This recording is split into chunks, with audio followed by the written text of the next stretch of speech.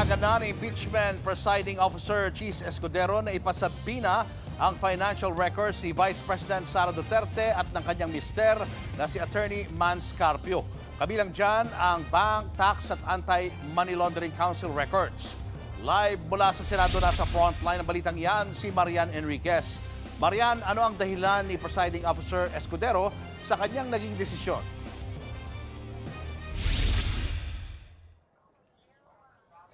Yes, Julius, pinayagan nga ni Senator Cheese Escudero na ipasabina o ipakuha nga itong mga dokumento gaya ng bank, AMLAC at tax records ni Vice President Sara Duterte at ang kanyang asawa si Attorney Mans Carpio maging yung kanilang 19 na mga negosyo. Ito rin kasi na-surpass kumbaga na-commit nung prosekusyon itong test of definiteness at test of relevancy. Nakita po ng Senate Impeachment Court yung kahalagahan ng mga dokumentong ito para nga po sa pagpapatunay ng aligasyon na umano'y nagkamal ng unexplained wealth ang si VP Sara. At nakitaan din nila na may reasonably described o nailarawang mabuti ng prosekusyon yung hinihiling nga na mga dokumento. Nag-qualify si Escudero na hindi po pwedeng magamit yung mga dokumento para maghain ng bagong article or impeachment offense. Gayon man, hindi naman pinayagan na masapina yung foreign currency deposits at sa halip po na 21, yun nga, 19 records lamang o 19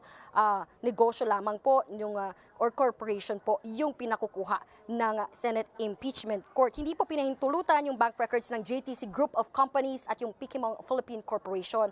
At sakop nga po nung pinapayagang ipasabina yung 2007 hanggang 2021 records. At kanina nga pinagpatuloy yung oral arguments ng prosekusyon at depensa. Sa unang bahagi, umikot sa dalawa yung tanong ng Senator Judges. Una, paanong hindi maituturing na fishing expedition yung pagpapasabina ng mga record ni na VP Sara at yung kanyang asawa na si Attorney Mans Carpio. At pangalawa, bakit ito mahalaga sa impeachment trial? Si Senator Judge Joel Villanueva kinuwestiyon yung relevance ng mga dokumento para sa prosekusyon. Habang sa defense, tinanong kung bakit magiging hadlang sa impeachment court ang confidentiality kung may mga bahagi lang naman na susuriin nga dun sa issue para nga marisolba ito. Pakinggan po natin yung sagot ng dalawang panig.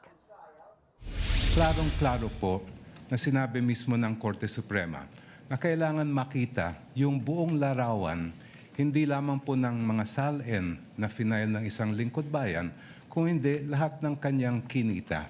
We want to see the entire picture. Ang sabina po ang tanging paraan para makuha ng nitong hukuman ang mga kinakailangan po natin na datos at informasyon at dokumento.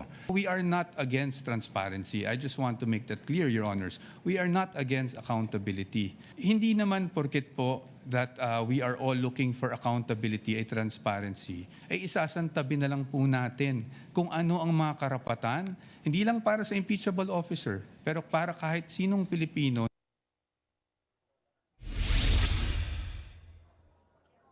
Samantala si Senator Judge Pia Cayetano naman, kinuwestiyon kung ang sabina ba para sa mga financial documents ng BCI intrusive o mapanghimasok. Nag-cite siya ng 1967 Supreme Court ruling na Stonehill versus Diokno kaugnay dyan. Sagot ni House Prosecutor Diokno na siyang anak ng respondent sa naturang ruling, iba ang konteksto ng SC ruling dahil search warrant yung usapin dito at hindi po sabina ng bank records. Pero para sa depensa, halos magkaparehas lang ang konteksto ng sabina at search warrant. Narito po yung kanilang pahayag. Iba po ang pinag-uusapan natin ngayon. Ang pinag-uusapan natin ngayon ay sabina. Ito po ay mismong humihiling lang ng mga dokumentong nakasulat sa loob ng sabina. Therefore, the contexts are very different. Iba po ang sabina dahil pag naglabas ang isang hukuman ng sabina, itong mga records ay hindi po siya considered yet as evidence. Yung pong nakikita po natin sa sabina, it is not in any way invasive. Yes, hindi tayo papasok sa bahay ng isang tao o ng nasasakdal, but it will be intrusive because we will be opening up all the financial transactions for, sabi nga dito, almost 20 years of the respondent. They're asking for everything. Kaya namin tinatawag o kaya namin natawag na fishing expedition ito. Kasi lahat na ng records hiningi, pero hindi naman matukoy which would actually be relevant, which would actually be evidentiary to the accusations they have made under the articles of impeachment. Ipinunto naman ni House Prosecutor Attorney Jokno na dito nga sa paglilitis, tatalakayin kung impeachable offense nga ba ang unexplained wealth ng bise. Pero ilang beses nang may ruling ang korte na dapat makita ang buong records ng isang politiko pagdating sa issue. Pakinggan natin ang kanilang pahayag.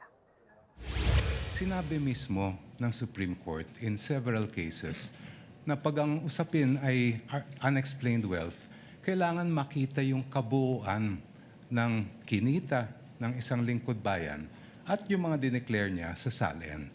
Hindi ko po tinutuligsa o ino-oppose yung mga na-mention na case ng aking distinguished opposing counsel. However, those cases do not involve impeachment. Hirit naman ni Senator Judge Pia, paano masasabing hindi fishing expedition ang sabina ng prosekusyon? Gayong hindi raw ito naglahad ng ultimate facts o ibig sabihin wala umanong basehan ng alegasyon ng unexplained wealth ng bise. Na-erase rin niya yung aniyay fruit of the poisonous tree doctrine kung saan kapag illegal o mula sa mali umano yung pinagkunan ng ebidensya hindi ito magagamit sa korte. Sinigundahan naman ito ni Defense Counsel POA kaya nila tinuturing na fishing expedition ang dinidiin nga ng depensa. Narito ang kanilang pahayag. Kami nang hinihing dokumento para po itong nagtatapon po tayo sa dagat ng isang napakalaking lambat at umaasa tayo na kahit papano may mabingwit kahit isang pirasong ebidensya. We are not just guessing that there is something there because the AMLA itself has confirmed that there were covered and suspicious transaction reports.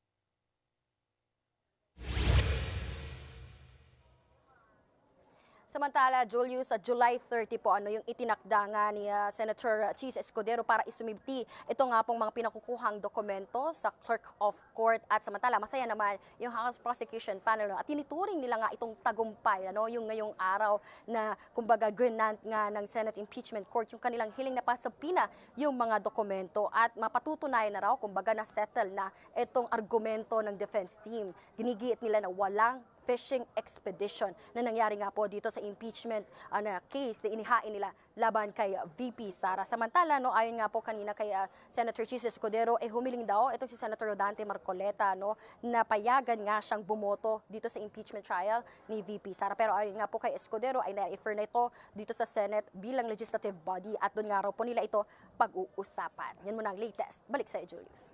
Marian, ano pa mga dapat asahan natin bukas na tatalakayin dyan sa impeachment court? Yes, Julius, bukas nga kaabang-abang daw yung dapat nating abangan ay yung pagharap, pagtestigo nito ni NBI Director Melvin Matibag para pa rin po dito sa pagpapatuloy ng alleged grave threats, yung pagbabantangan ni VP Sara doon sa buhay ni na Pangulong Bongbong Marcos, First Lady Liza Araneta Marcos at dating House Speaker Martin Romualdez. Ayon nga po doon sa prosekusyon, bukod doon sa pag-corroborate ng mga nauna na nga pong testimonya nitong dalawang testigo mula po sa NBI, meron daw pong malalaki pang sasabihin bagong impormasyon. Ito pong si Director Matibag. Balik sa iyo, Julius. Maraming salamat, Marian Enriquez. Mga kapatid, Julius Babaw po. Para sa komprehensibo at makabuluhang balitaan at talakayan, mag-follow at mag-subscribe na sa social media pages ng News 5.